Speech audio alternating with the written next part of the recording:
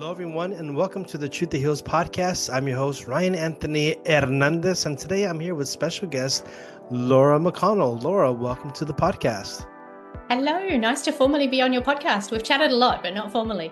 Yes, we've had a few conversations. We even did a live. I think it was on hmm Instagram. That was a hmm lot of fun. But thank you so much for agreeing to be on the podcast. You're welcome. It's nice to come and have a chat. Well, thank you for being on the podcast.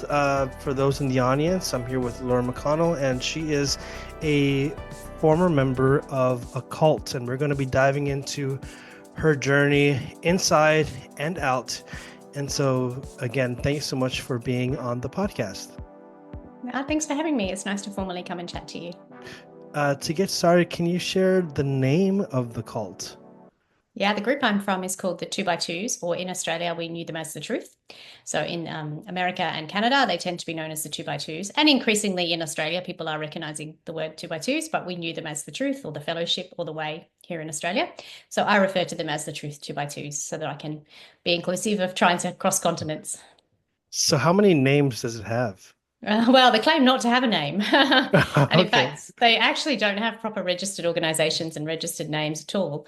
So that also adds a layer of complexity as well. So, yeah, they're known as the 2x2s because they go out 2x2. They're preachers who we call workers, go out in pairs of two men, two women. And so they're sort of known colloquially as the 2x2s by outsiders. And internally, yeah, we would call ourselves the Truth or the Fellowship or the Way or the Friends. But again, no proper registrations, no church kind of entities that set things up, for a organized religion or an organized name. So they can really fly under the radar and deny their existence and do all kinds of culty things because they're not properly registered and named. So it's like it's invisible, but it's there. It's highly secretive. All of their behavior is highly secretive and highly manipulative. And of course, they deny all of that. They say, we report to God, we report to Jesus. We don't need registrations. We don't need formal names because we report to Jesus. So in this group, well, let's go back with you. Were you recruited? Were you born into this? No, I was born in a fifth generation on one side and third on the other. And in fact, I would say that's a fairly common experience, certainly in my network, is that most people are born in. They don't do a lot of successful recruitment that I'm aware of. I don't recall much recruitment really, other than people who married in throughout my time in the group. So yeah, I was born in, and I think that and very deep in, five generations on one side, and that's a common experience for us. Okay, five generations, five on one side, three on the other. Um, was it always in Australia, or did your family migrate? How did that work? No, my family was Australian, no, white Australian settlers. And yeah, they were always here in Australia. And the group came to Australia in the early 1900s from Ireland, although followers are not told that. They believe they are directly descended from Jesus. So they believe that the group was started by Jesus, which is not true, but they're not told that. Started in Ireland in the late 1800s by a man called William Irvine. And there's a whole lot of work. A historian called Sherry Cropierig has a book on it. But yeah, followers are not told that. They believe they come from Jesus. So yeah, they started in the late 1800s and then migrated to different parts of the world, from Ireland to the US to Canada to Australia and New Zealand. And then yeah, my mother's side must have joined very early on in Australia. I sort of estimate somewhere around the 1930s, 1940s from the records I can see. And then my father's family converted a little bit later. I thought it was the 50s, but it may have been the late 40s. And whole swathes of our families joined. So both sides of my family were very vulnerable people for different reasons, and they were preyed upon by the group. And that's fairly common love bombing tactics, I think, across cults. As you and I both know, they love bomb vulnerable people and suck them in. And so, yeah, my father's side of my family were quite poor, a very large extended family. They had just lost a child to SIDS. And yeah, the whole family, really the whole extended family was sucked in. And then my mother's family, yeah, had been quite a well-to-do family and lost everything in the Depression and became bankrupt. And again, very large extended family. Multi-generations joined at the same time. My great-grandfather's mother. So yeah, the whole like three or four generations of them all joined at the one time, very early on in the group here in Australia. And then we're all very large extended families, very big families. Most of us then stayed on through the group. And did your family, great grandparents, did they ever share with you how they got recruited, how they got pulled into this?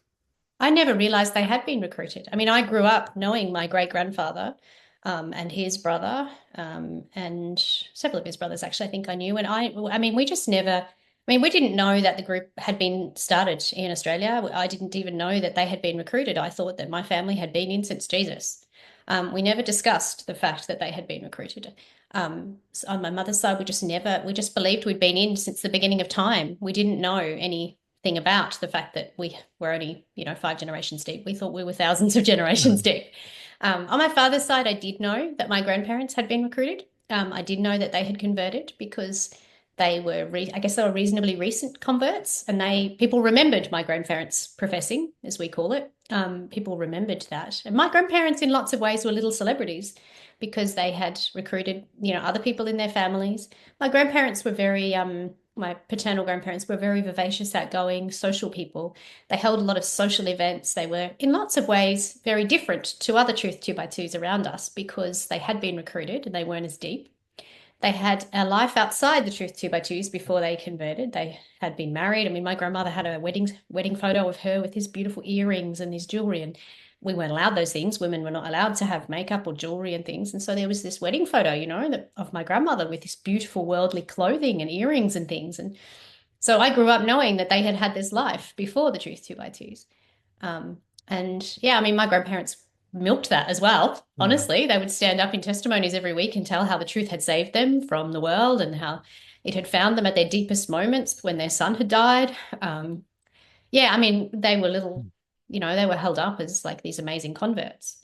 So yeah, I grew up in two different kind of things there, and then I thought my mother's family had been in forever, despite knowing people who must have known people who converted in my family. We just never discussed it, just never talked about the fact that we hadn't been in forever at all. So was it only in your household where you believe that um where you believe that like your family line was like connected to Jesus, or did all households, did the whole community have that that perception that, oh, like we go all the way back in time, generation to generation, up to Jesus? Was that just your house or everybody? Uh, Yeah, it's a good question. I can't speak for everybody, but I do think those of us who are very deep, multi-generational, just didn't know that people in our family had converted unless other people openly talked about it, which most people didn't.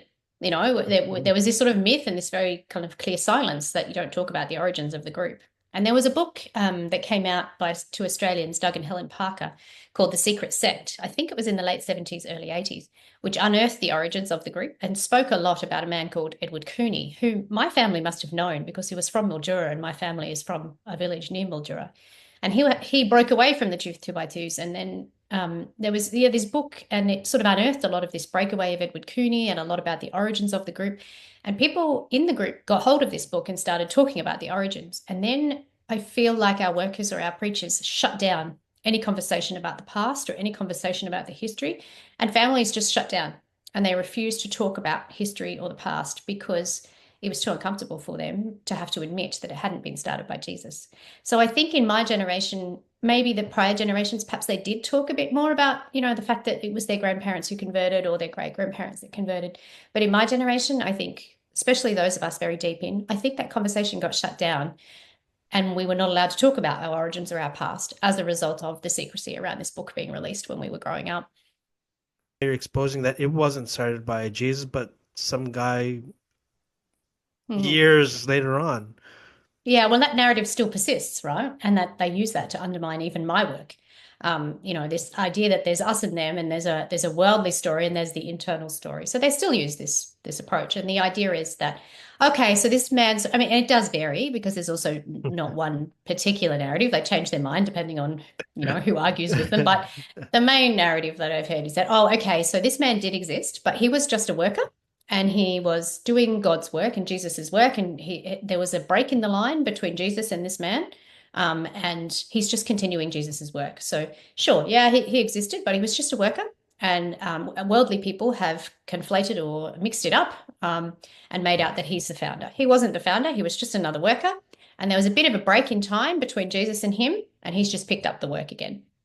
So there's this kind of alternate weaving of the fact that he, in fact, started the group. And the other thing they will do is just outright deny his existence, or they create these other strange stories. Like I've seen stories around that they will name another. So there's sort of celebrity workers, if you like, especially out of the US and Canada, that they will weave these narratives that, well, no, I spoke with this other man, Jack Carroll, Jack, somebody else, and he was alive when this man was alive, and that's not how it played out. Like I've heard stories. I was there. I know somebody who was there, and that's absolutely not true. It goes far back, way back in the line to the shores of Galilee. I know somebody who was there, and this is all false. And you're like, A, it's impossible. And B, this is all like an alternate narrative that you've woven. But they just deny that that is in fact what happened, and they create alternative narratives. And people lap it up, because to not lap it up means that you would have to have critical thinking skills, and then your world would tumble, as I know that you know. So, like, I think you mentioned there that they don't, like, the members aren't allowed to really see the true history. Do they have maybe pamphlets or their own books within the community that like give like a timeline? No. It's just And along believe. with having, they believe what is literally written in the Bible is their theology. And then the interpretation of that theology is often twisted by workers, but it's mostly verbal. So they don't have a written theology, much like they don't have proper records, much like they don't have proper employee or volunteer records, much like they don't have proper registered churches. They also try not to write down their theology or their doctrine. And so in order to hear or interpret the word, you need to come into contact with workers, and you need to be in the meetings with workers. So workers use the King James Bible, and in some cases a hymn book, as their theology, and they will literally interpret it verbally. They have written lots of letters, so there are worker letters that circulate, and now emails. Now that we've moved into the modern age, they do email things, but there's a whole plausible deniability that comes with that, right? If you don't have any written theology formally written down, you can deny everything. You can create alternative stories about everything. And it's a very problematic religion, organization, cult, because they do deny everything, including their origins, including existing in some cases. Like I had struggled for years when I was trying to name them into the Royal Commission into Institutional Abuse in Australia. They would deny they existed. They would say, no, we're not a group. We're not an institution. We're not a religion. We're just a loose group of like-minded Christians who worship in the home. And I struggled to prove otherwise, because there were no formal registered entities and no employee records and no written doctrine. So yeah, that's how they get around, being able to deny who the leader is and deny where it started, because they don't formally write anything down. Is there a leadership? Yeah, it's an interesting question. Again, they in the past have denied there is a leadership structure. There is a leadership structure, and a very clear leadership structure when you know that it exists. But for a number of years here in Australia, I found it very hard to get access to who that leadership structure was. So the way the group is structured is there are workers who are the preachers, and then above the workers are usually one of the most senior and oldest males, who is known as an overseer, or in Australia we would call them a head worker. So they are the oldest, usually the most experienced man of the worker community. They, because we don't have church buildings, we also then don't have a centralized contact details. We don't have centralized address to send things to. So it's very hard in a legal sense, to send a legal letter to somebody who has no title and no address, because our workers are also homeless and penniless, and they live in the homes of their parishioners.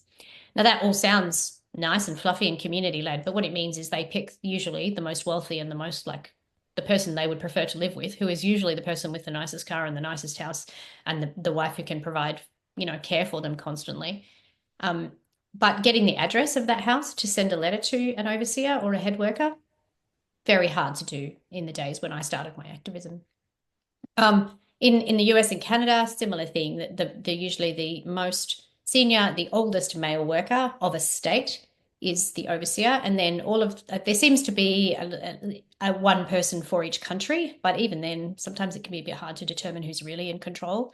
If there's, say, maybe 3 or 4 who are a similar age or a similar seniority, there can be some jostling. Like I know in the East Coast and the West Coast of the US, there's different rules that play out, because the overseer for different areas of the US is similar seniority, and they seem to jostle for who's more powerful. These people tend not to be listed on, so there are family trusts where the money is held. So we don't have, there are some companies, but those companies are shell companies that don't hold any assets. These workers are not listed on the trusts. From what I can tell, it's actually elders or influential families within the group that are listed on these trusts. So demonstrating that this leadership exists, that these people have control of money, that they have power, that they have assets, is very, very difficult because they're not living in grand houses of their own, like the Plymouth Brethren, for instance, like the Jehovah's Witnesses leaders might be. They're actually living in the homes of parishioners, but they have very carefully selected which Mhm. parishioners they spend the most time with and who they delegate responsibility to in things like family trusts and assets. So it's the leadership structure is very difficult to prove. They do have workers lists that they distribute every year, which shows which fields the workers go into. And from those lists, you can tell from the hierarchy in the list who is flexing what muscle where. But again, these are just little pieces of paper. They don't necessarily spell out seniority. They don't spell out roles. They don't spell out who has control of assets or money. It's all very smoke and mirrors. Wow. And how long were you in this group for? Well, I was born in there and I left at 19. I got kicked out. I didn't realize that was what was happening to me, but I got kicked out essentially at 19. And I thought I was gonna die because I didn't know that you could live outside the group without dying. I thought if you left, you died. So it was a very difficult leaving for me and rebuilding. Um, but I think that perhaps I've ended up better for it. So you lived 19 years there. Would you say that, well, I know that in cults, everyone has a variety of experiences, but were you able to live or was it all controlled? Um, I think the reason I got kicked out is because I was trying to live. I think I was a non-conforming kid. I was very clearly not fitting in. I was pushing boundaries. I was trying to live, and I was not responding to their coercive control. And that's essentially why I got pushed out. Because if you don't, as a woman and a girl, wear the right things, have the right hair, have the right spirit, um, you are ostracized and you are shunned and you are pushed out, like I was, because you are challenging their control. I didn't want to get married and I didn't want to have children, and there was no other role available to me in that group. And so they just pushed me out. And I was queer. I didn't know how to articulate that. I knew that I didn't conform and that I didn't fit in, but I didn't have any exposure to and being able to have that vocabulary. I just knew that I didn't want the same things as the other women in my family and the other girls in my family. I wanted to be a boy. I saw the things the boys were allowed to do, and the only way I could see that I could stay in that group was if I was a boy. Um, and there was no space. So I got pushed out, essentially. Do you think that the pressure of being in this setting where you are expected to live up to their standards or expectations and you're seeing the guys just I'm guessing more free, more open. Did it maybe for you or maybe for others bring like a a shame on your Horribly. body? Oh, I have horrible body dysphoria still now. And I still can't untangle what is the dysphoria associated with just a normal gender dysphoria and sexuality kind of issues, and what is shame as a result of growing up a girl in fundamentalism. Horrible eating disorders, horrible shame and hate of my non-conformance, right? Like I was made to feel so ashamed of not wanting children and not wanting to get married. I was made to feel so ashamed of wanting to wear trousers. And I mean, trousers are just clothing. Like this is normal stuff that kids should just be able to wear. Like there's just so much shame heaped onto you. Even makeup, we were not allowed to wear makeup. We were not allowed to wear things that adorned our body like jewelry other than scarves. And so, for me, it's a radical act to get up and wear green eyeshadow Mhm. because there was shame heaped on me for wanting to be colorful and wanting to stand out, and I was told, oh, you're such an attention seeker. And I was just labeled a problem all the time. And that is shame, heaping shame on a child for wanting to express themselves. So that stuff doesn't go away even when you leave. You carry that with you. I'm sure you well know that. Yeah. Were you able to interact with people from the world? Yes, well, you well know this language, don't you? That there is Yeah. us and then there is them. And there is all these rules about how you interact with the ones outside, isn't there? Hmm. So the Truth Two by Twos play this very sneaky game where they say we are in the world, not of the world. So what that means is we live in homes and we live in communities and we work in communities. When we say we work, there's very specific jobs that are okay to do. And we try and pass. We try and pass in the world, but we are not like them. We keep ourselves separate. So our children tend to go to mainstream schools, although that is not always the case. Certainly in rural areas, there are lots of children who are homeschooled who are kept even more separate. But and I grew up in a very rural area where I went to a very small school. I started school in a school with about 12 kids from memory. I finished school with only 12 kids in my class. So I went to very small schools for the most part. And so I was cloistered in that way as well. And I didn't have a lot of opportunities to interact with a lot of people outside my family and community. But even then, we are told to keep ourselves separate.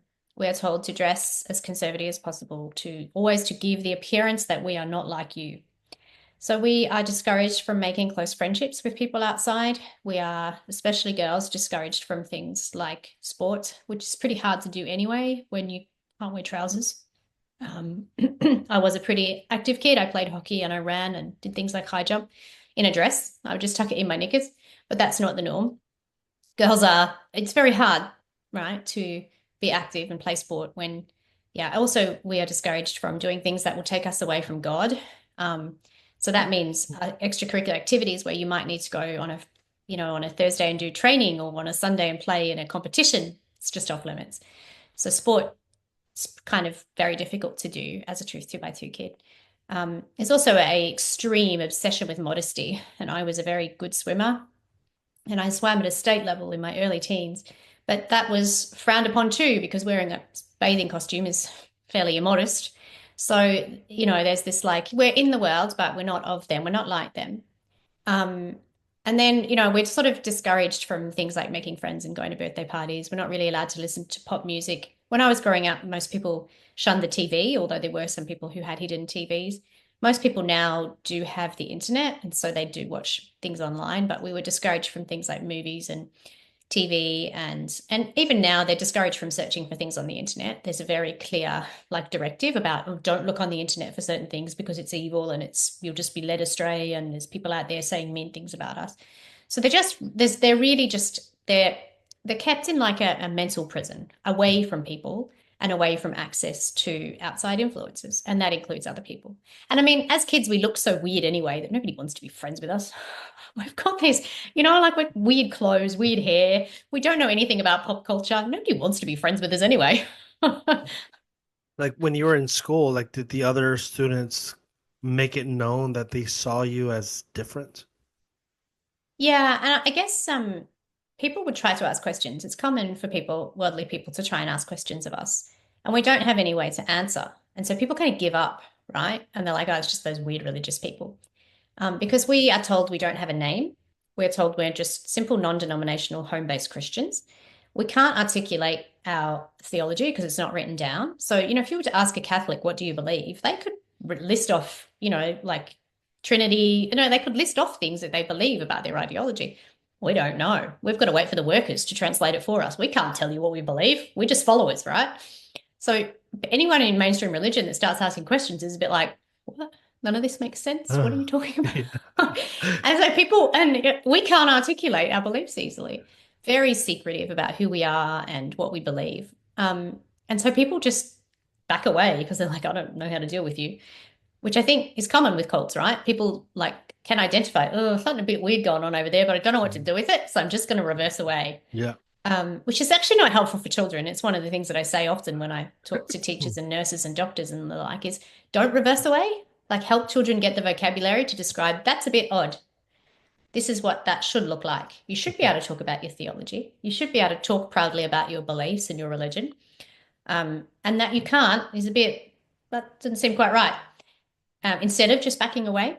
So yeah, I think kids will get isolated in the few situations they do come into contact with worldly people because they can't articulate their beliefs. And we're told to keep ourselves separate. I mean, I remember being told as a child, I mean, I had a particularly problematic home life as well, a lot of violence and a lot of issues. But I remember being told, We can't trust those people. We can't talk to those people about our lives. They won't understand. So keep things to yourself.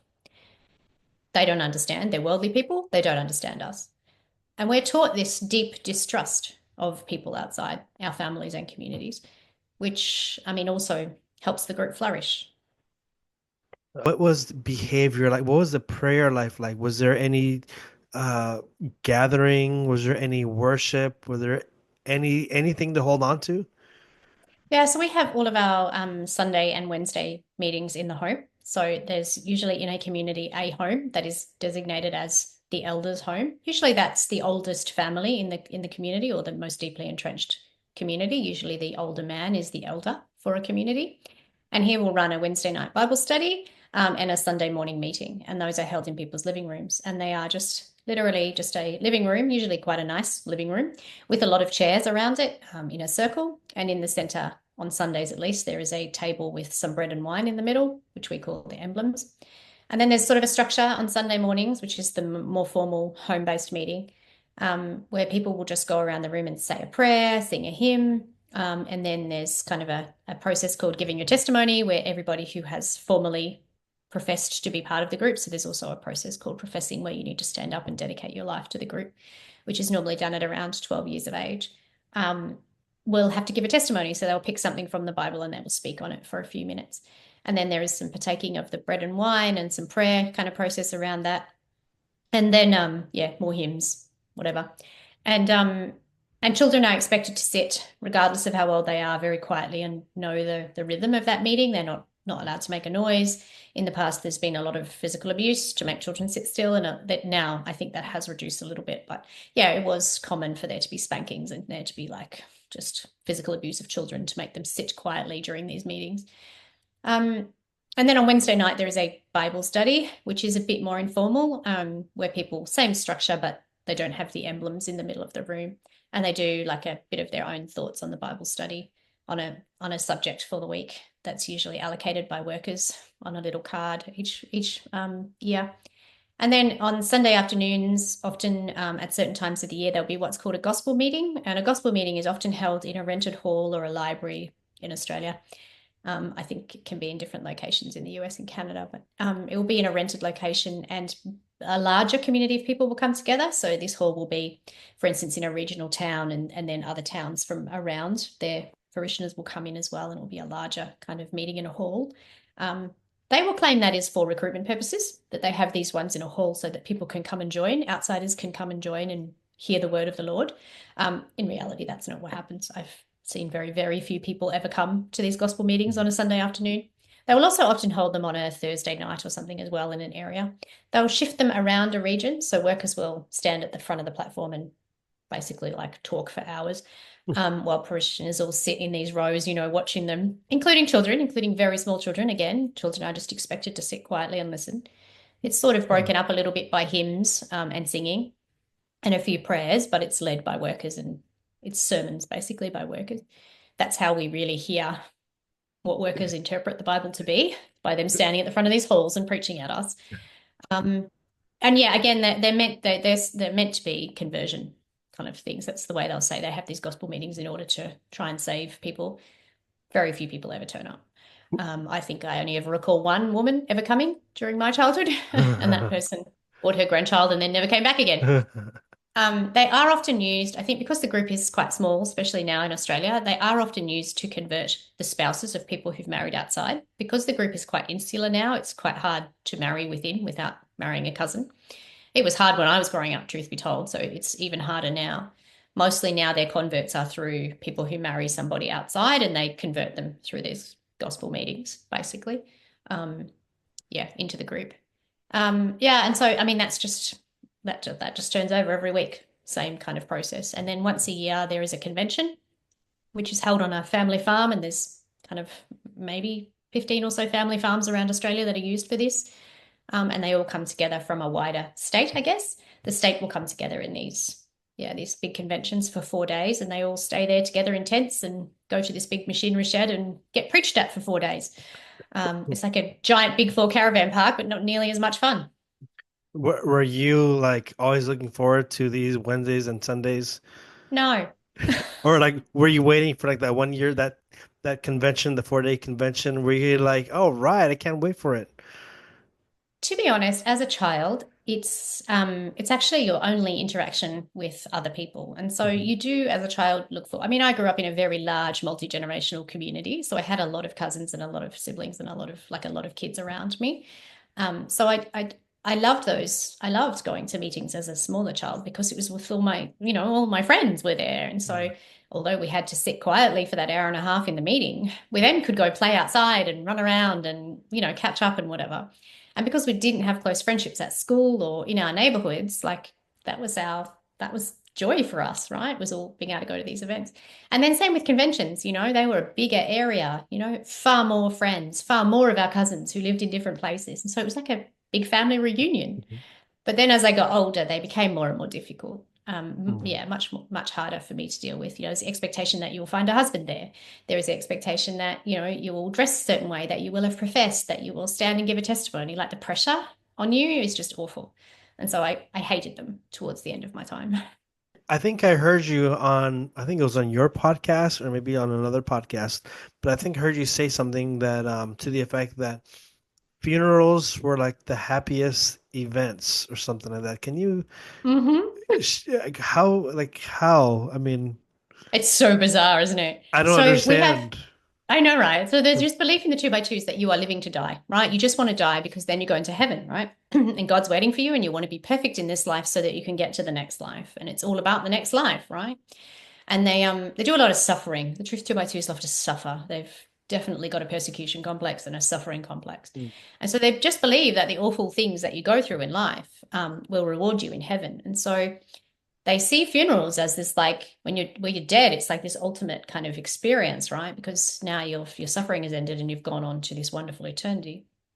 They also see them as a conversion opportunity because let's be honest, funerals sometimes, especially in rural and regional areas, attract all kinds of people to them who might have been your neighbor, who might have been your employee, your kids might have gone to school with them or whatever. And in rural areas in particular, funerals, like people are very loyal and they will come to funerals. So workers see them as a bit of a conversion tactic. Honestly, they don't speak a lot about the person involved. They treat it like a meeting and they preach at people at these funerals. And it's also an opportunity for people to get together, right? Like very large extended families often haven't seen each other since the last convention. So you all get together, right? Somebody's died, but also they're going to heaven. So let's all of us just have a great time here. And so, there's often great food. There's often like lots and lots of kids on a day that they wouldn't normally catch up. Like funerals are often held on a weekday, right? Like we don't get to do that a lot of the time. So it's like this kind of event, right, where we all get together.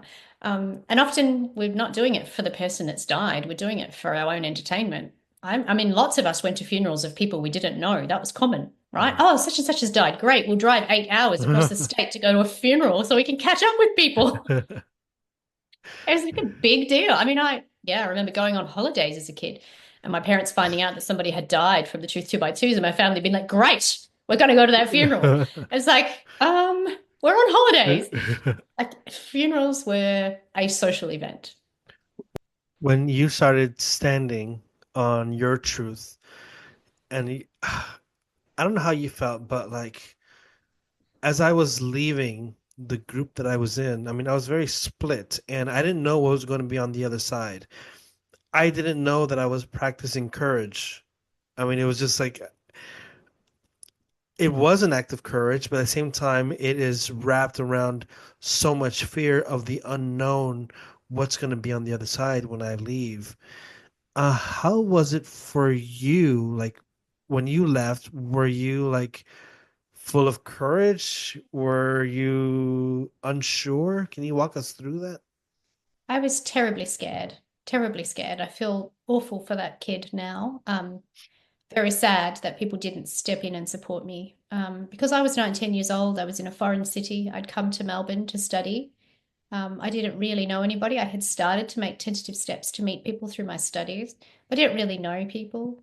I was in a difficult situation with a relationship from somebody from the Truth Two by Twos, who I actually adored, but I felt very guilty that me leaving or me being pushed out was also resulting in him leaving. I didn't have money. I was living in poverty.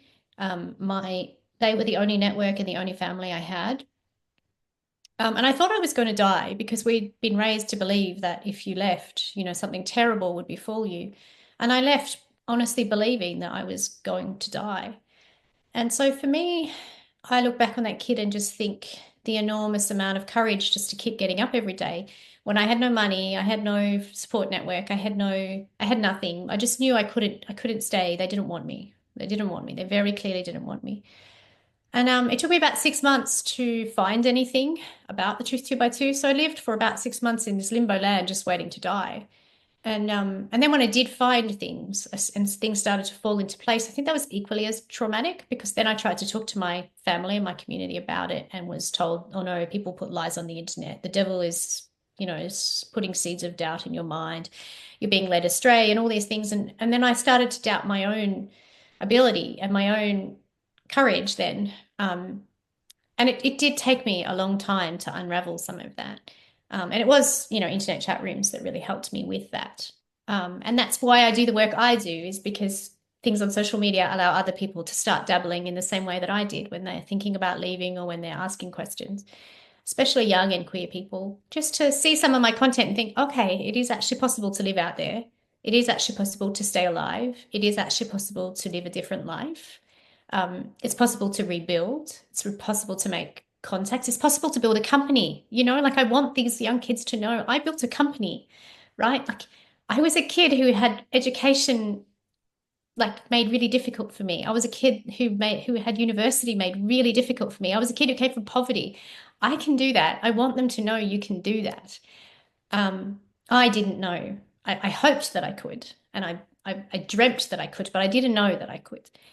And so, yeah, that's sort of why I do the work I do is because I know what it is to be that kid to stand on the precipice of like, am I just going to die now that I've left? And I don't want them to think that is what happens. Did you want to get kicked out or did you want to stay? I wanted to stay, and Ryan, if I'm honest, some days I still hate them for kicking me out. Sorry, I still hate, I lost so much. I see my cousins and my family still in there, and the sense of community and the sense of place and the sense of belonging they have access to that I do not, the sense of heritage, the sense of, I had so much stolen from me. I didn't get to leave on my terms. Um, I hate them for kicking me out. I didn't want to go. I'm glad, obviously, that I did. I'm glad that I have this life, but yeah, it's incredibly unfair to kick a kid out the way they kicked me out. And what grounds did they have for kicking you out? Well, I never professed. I never dedicated my life to the group in the process called professing.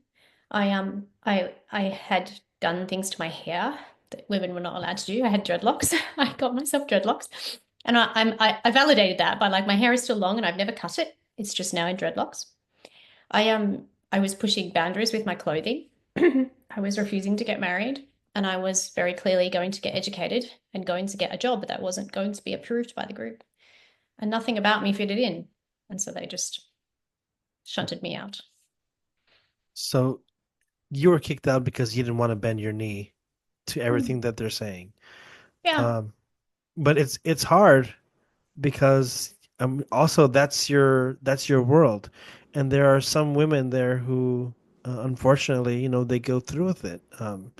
So I feel bad for them because they're also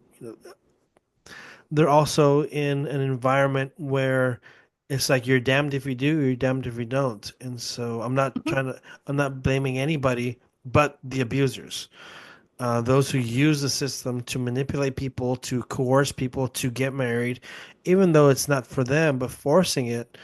Um, Mhm. it really, really leaves a door wide open where abuse can happen. Mhm. Uh, but I don't know all the details. I don't know all the facts. But maybe you do. Was there abuse that happened in this church or in this movement? The group is just one big cesspit of abuse, to be honest with you, because they do not mostly allow divorce. You're stuck in abusive marriages, and you're encouraged to marry quite young. There is a purity culture where you are not really allowed to have relationships or sex outside marriage. People are marrying very young, they're having children very young, they are stuck in abusive situations very often. There is a very paternalistic, misogynistic culture of men being heads of households, of men being the primary breadwinners.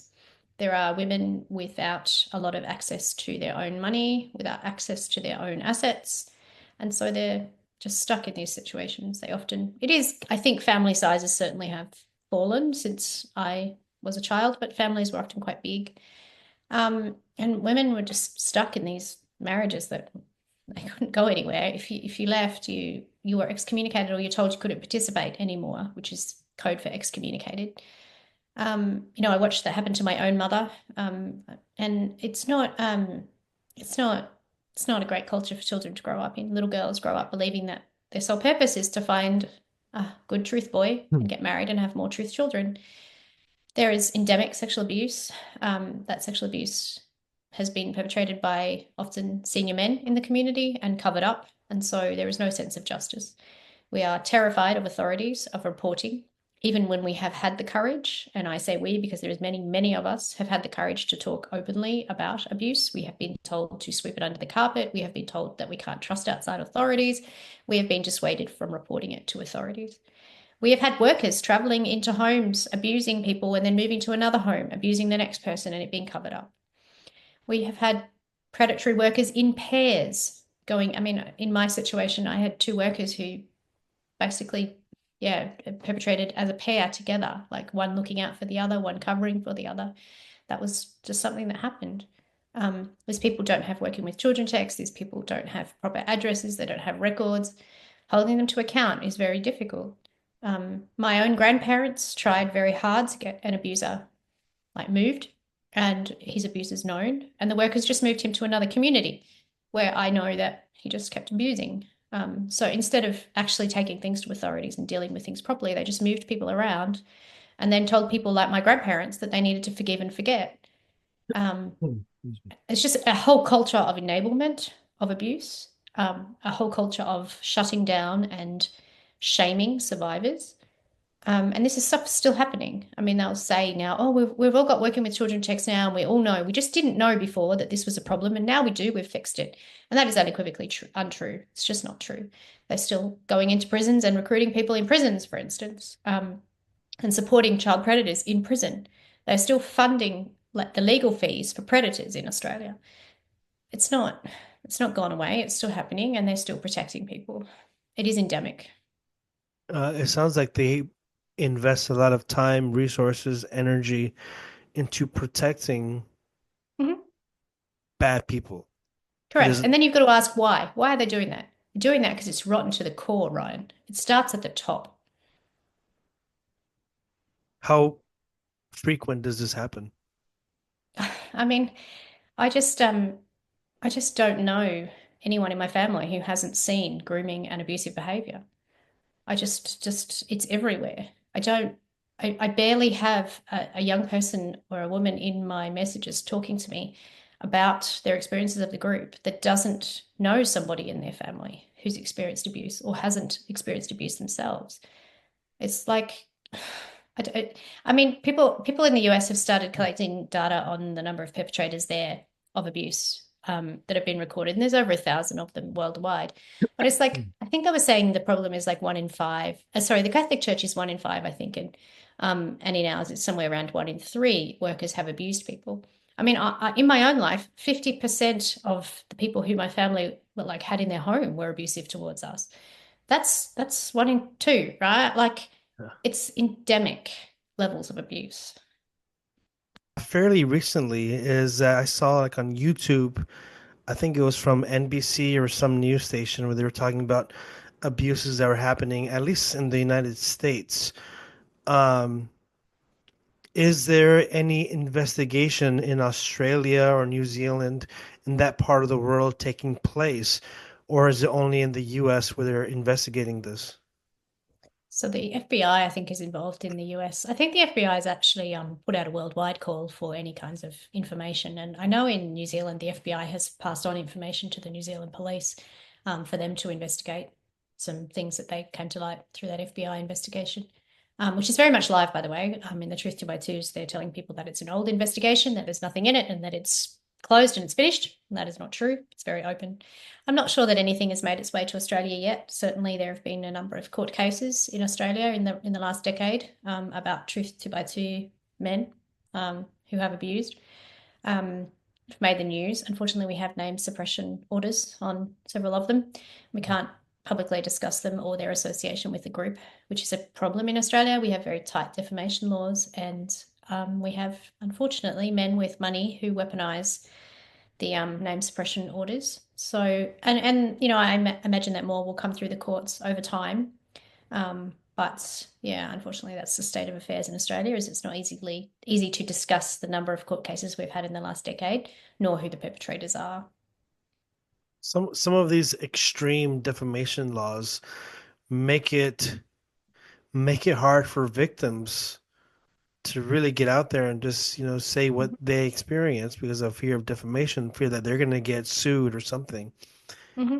And it really puts these people with big pockets on a pedestal where they can just Well, they can li- control a narrative, right? And it then allows the Truth 2x2s in Australia to say, oh, there's a couple of court cases, but we've dealt with it and it's finished and we've gotten rid of those predators.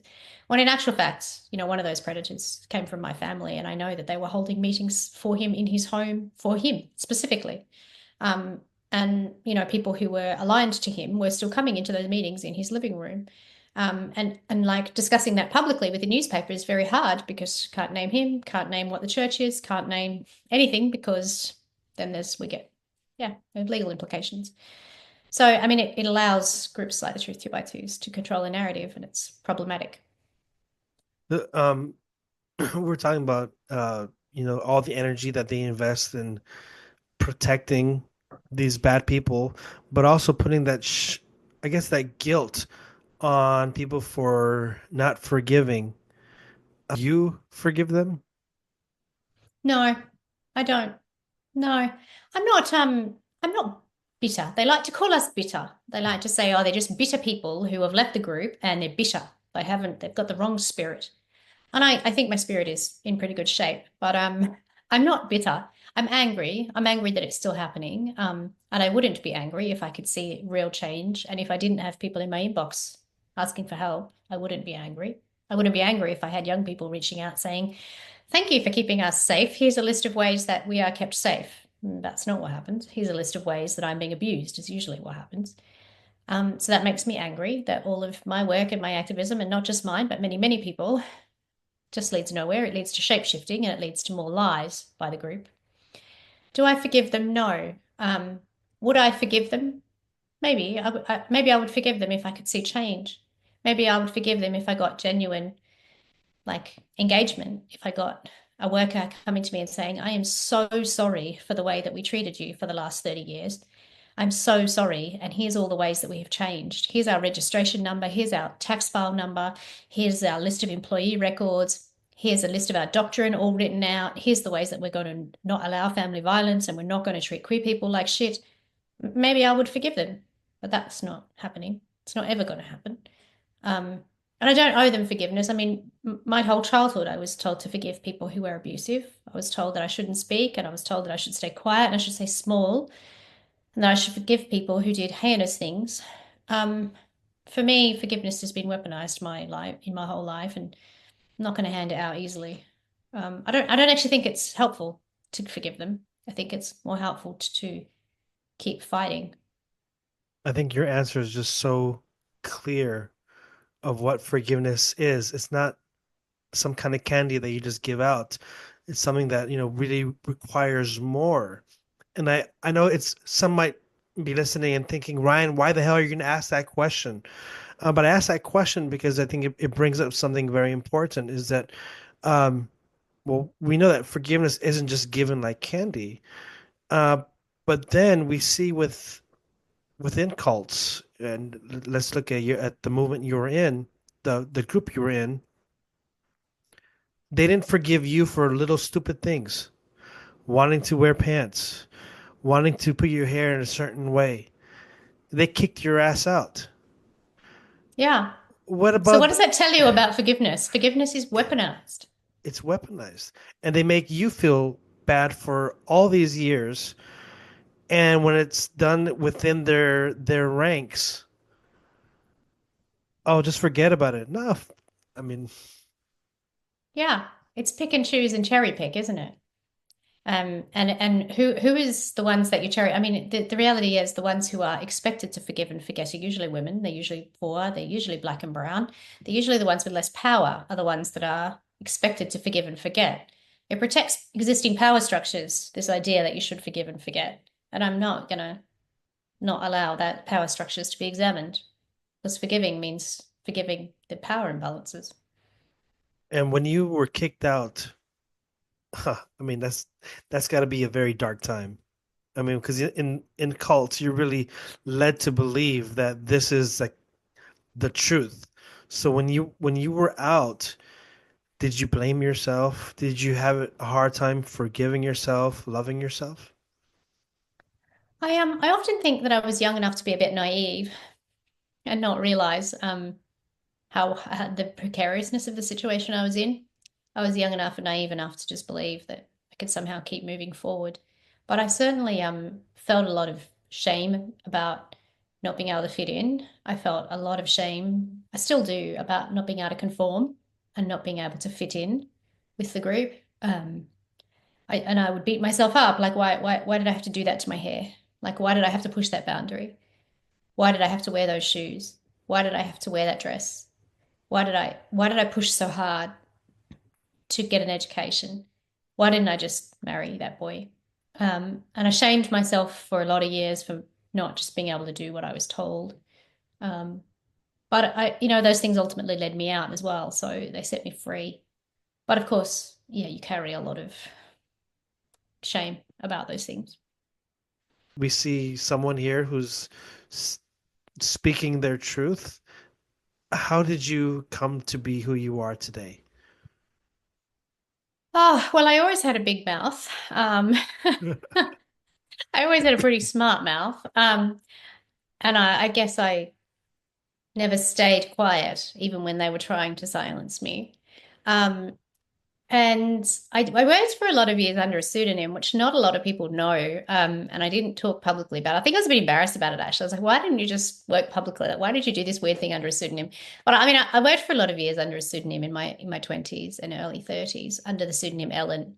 Um, and I found it very hard to get into news articles. I found it very hard to tell the story publicly under a pseudonym because that is the state of the media landscape in Australia, is that they want juicy stories with pictures and whatnot. And you couldn't do that under a pseudonym.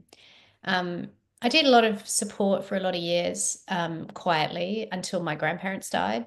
My grandparents were both sides of my family were very deeply loyal Truth 2x2 followers. And my grandmother in particular was she was upset that I did the activism and she didn't want me to do it.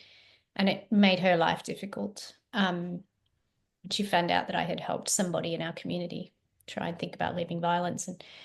And then after my grandparents passed away in my mid-30s, I started doing it loudly. I started doing what I do now very, very loudly under my own name, very forthright, and I don't hide my identity. Um, I I think it's always been important to me because I knew how bad the violence was, um, and I knew how bad the coercive control was, and I knew how hard it was for young people and queer people in particular to get an alternative view of the world. And I want them to see that living a different life is possible. Um, and that example wasn't there for me as a child, and I want them to have that example. And I know that puts me in the firing line a lot. Puts me under intense scrutiny. I get a lot of backlash as a result of that. I get called horrible things by people internally. Um, get a lot of shame heaped on me for my identity and my life. But I want young people to have an example of somebody who can leave and go on and live differently. And that's really important to me. It's also important to me that we have a conversation in Australia about religious coercive control. I really want some kind of government action in Australia to define what is a cult, to define the difference between mainstream religion and cultic groups. And not all cultic groups are religious, of course. Um, and that is a big piece of my purpose of the way I do my work, is to talk about the experiences of this stuff that's not mainstream religion, that's cultic. Because I want that conversation in Australia and New Zealand and the whole region. I want all of us to have some kind of way for governments and institutions and agencies to understand the difference between mainstream religion and cults. And I think unless I do this work and I talk about it, I don't feel that we're going to get to that point unless people like me stand up and tell our stories. So I'll ask you, jumping off of that, how do you distinguish the differences and or similarities between a mainstream religion and a cult? Yeah, it's really hard. And that's part of the battle, right? In telling these stories, I want people to hear the kinds of ways that cults behave compared to the ways that mainstream religion behaves. And there's a grey area in the middle. And that grey area is going to be the part that we have to navigate, I think, in the coming decades, where mainstream religions are going to feel that, like, how do we define this grey area? And cults are going to try and play in that grey area and they're going to try and shapeshift. And that's going to be something I predict we're going to see play out.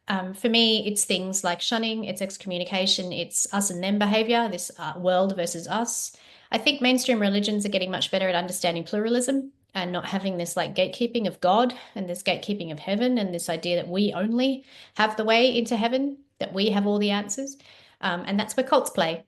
Cults play in this idea that they have all the answers, that they alone are the one true way. And there's a playbook for that stuff. And mainstream religions need to be careful that they don't have fringe movements moving into this space. Things like Opus Dei. Like there is definitely parts of the Anglican Church which is very fundamentalist in Australia. So it's encouraging mainstream religions to understand what safe religion looks like, what safe Christianity, safe Islam can look like, safe Judaism can look like. And this crosses all religions. It's not just Christianity. There's these gray areas and then there's these cults. And I think what we'll see is this like defining of this gray area in the middle. It's things like control of women and children. It's things like the behavior towards LGBTQIA plus people. I think that's where we're going to have to start defining like what is a safe church? What is appropriate behavior of people inside religious groups? And then what are all these other things happening over here?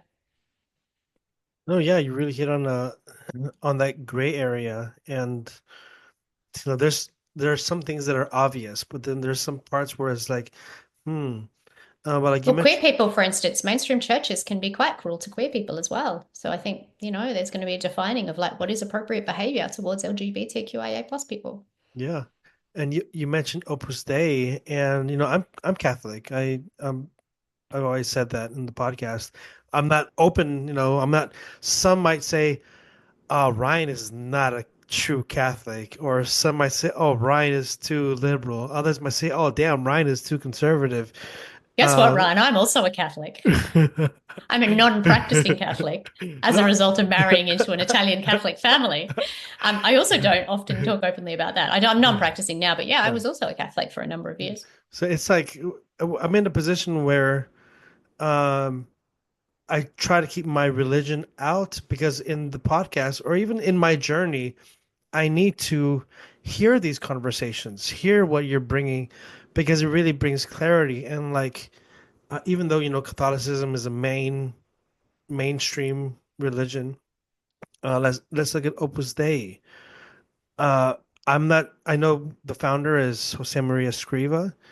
I know some people are, totally hate the group, and I have to ask why. I mean, there are survivors who are coming out with cases um, against it.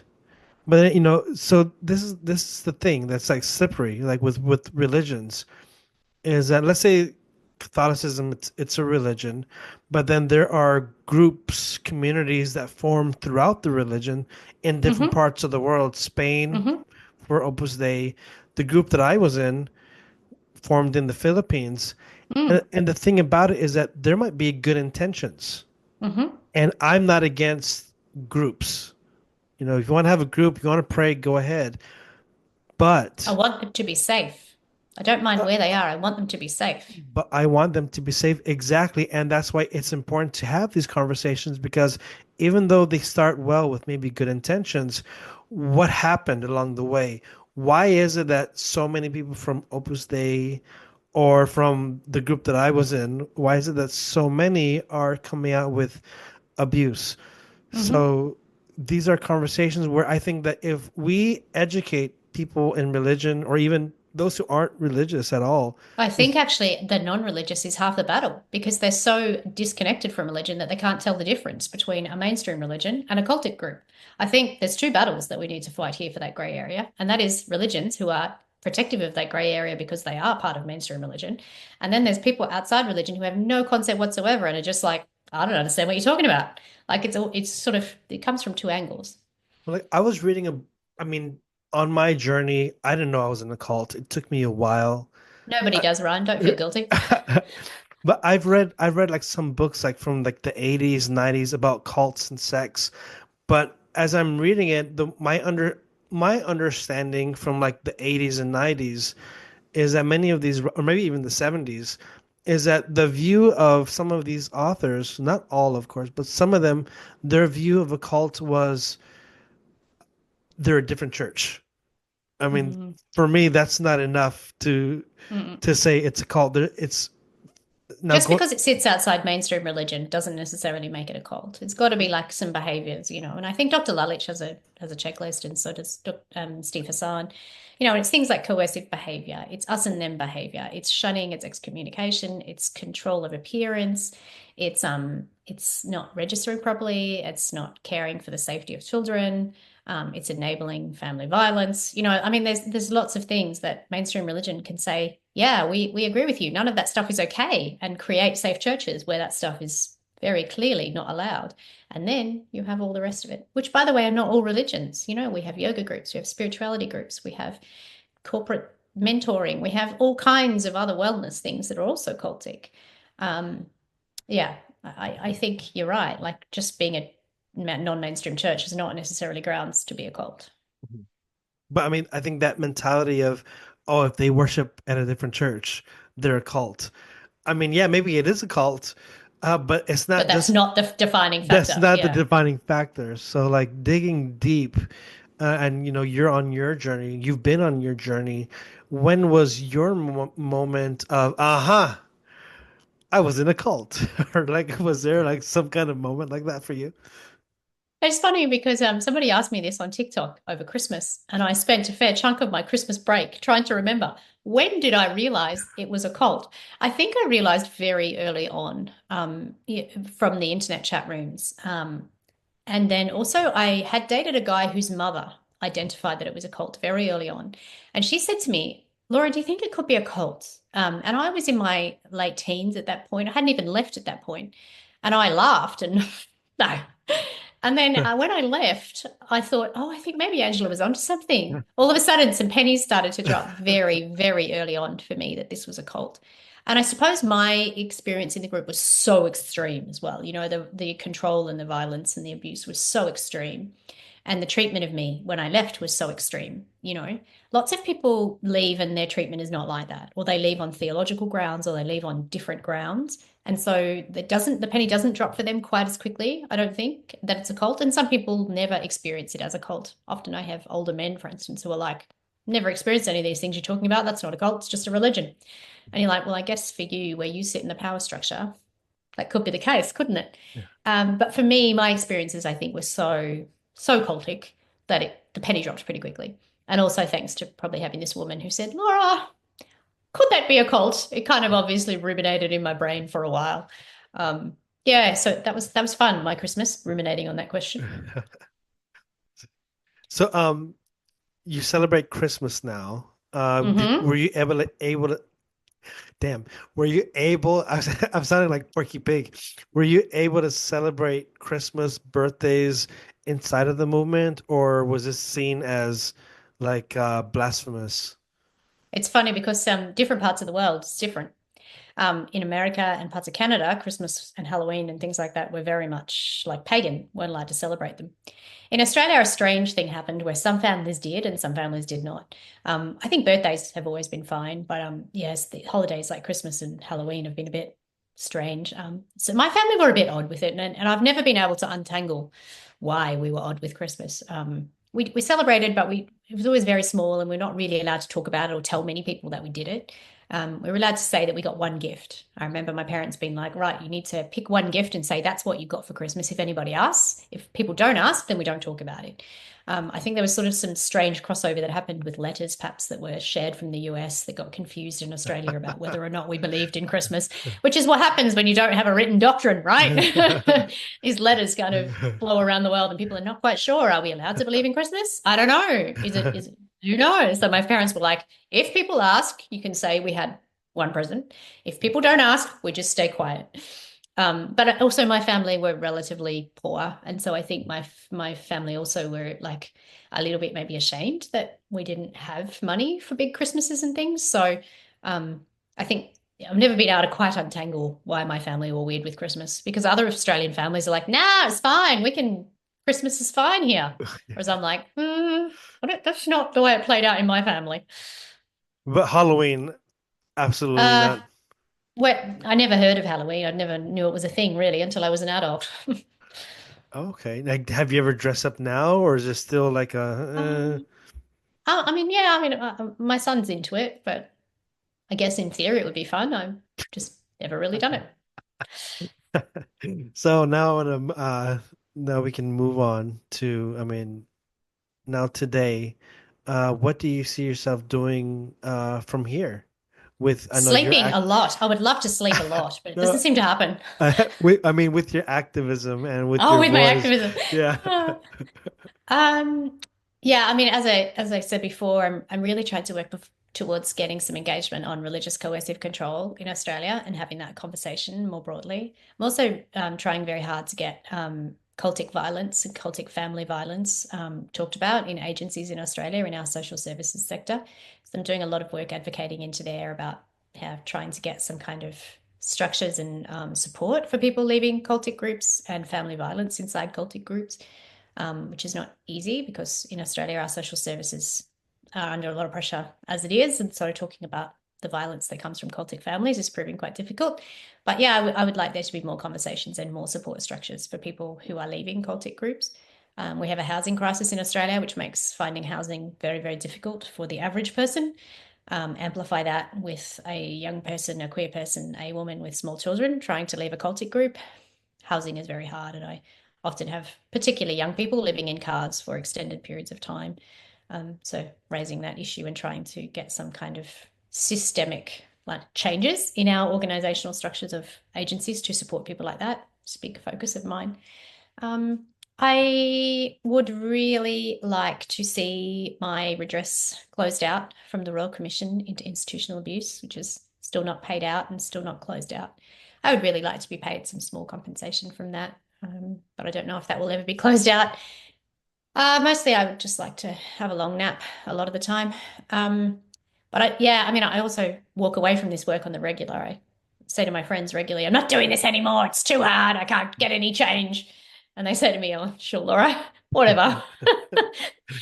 So, I mean, the reality is that, yeah, it's a hard slog, this work. It's not easy.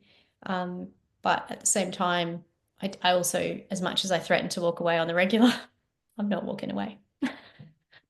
So thank you so much, Laura, for coming here and sharing your story, your journey.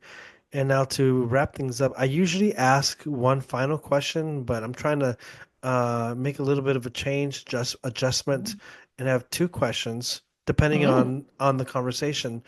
Uh, but my first question for you is, what is your truth that you want to get out there that needs to be heard for there to be justice? Yeah, the Truth 2x2s are not a safe group. They will never be a safe group and they can't be made safe. They will tell people that they've changed, that they've grown, that they've done all these things. They can't be made safe. They are a fundamentally unsafe group and they will never be safe. And that people need to get out and they need to slowly extract themselves and find new ways of living within a mainstream church or a safe church. Um, that's ultimately the message I would like people to know. But also that survivors know that, especially in the early days of leaving, that rebuilding is possible and that building another life is really, really possible. And that to not lose hope in that. And my final question is, Laura, what is your truth that heals? Ah, probably that having a big mouth is like, it's a blessing and a curse. I love that I have a big mouth and I love that I can use it for good. But I do find it really hard to manage the backlash and to manage the pushback from having this big mouth. But I'm incredibly proud of it.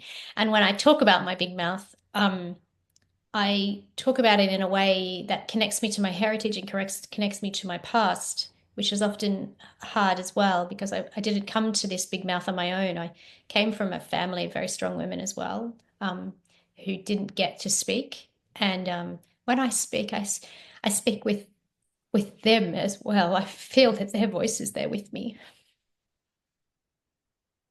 Thank you so much, Laura. And for those who may be interested in following you, do you want to shout out your handles or links? I would love to. Yes, I've started a podcast myself called Truth 2 by 2 Cult Kids, and I would love people to come and listen along to Truth 2 by 2 Cult Kids stories. You can find that, I think that's on TikTok, is the main one for that. And I also have an Instagram page, which is Laura McConnell Conti, which you can find by searching for that, and also Facebook with that.